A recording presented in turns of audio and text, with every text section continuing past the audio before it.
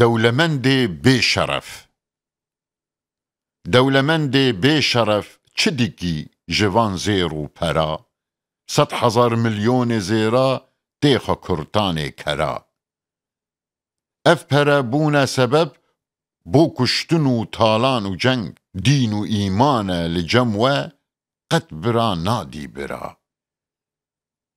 ئەف پەرە بێڕوومەتن لێبوون بەهایێ دەستێ کار، دەستێ جۆتکار و خەباتە زەند و بەندێ کارکەرە. مەکتەبا پێچێ بکن یان نەخۆشخانên مەزن،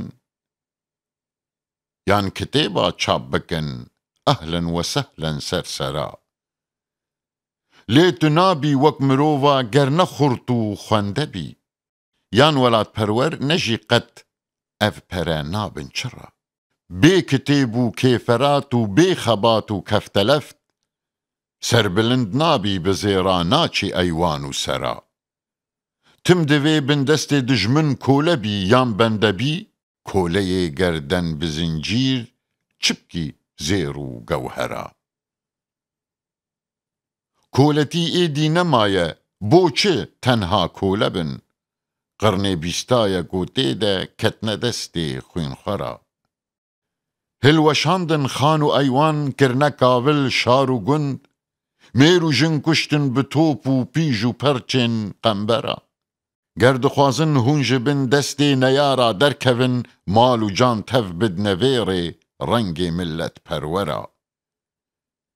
Ev cîhan pêk ve seraser pêş ve wek çerxê diçî، vate rektor hate meydan kanî cotê qantira. Ew demên bûrî û çûn marûmeta rênjber çi bû، lê di îro nîvê dinya ketiye destê rênjbera. گوتنێ کو ئەم دەبێژن هەر کەسی هێشیار دەکەن، نە gelek nûne welakin nû gihiştin van dera. Milletê Kurd rengê fîlê xurtê girsê sermezin، lê mixabin hevsarê wî ketiye destê qeşmera. Perçe perçe dane destê dijmina wek col û pes، girne amanca tiving û top û tank û xencera.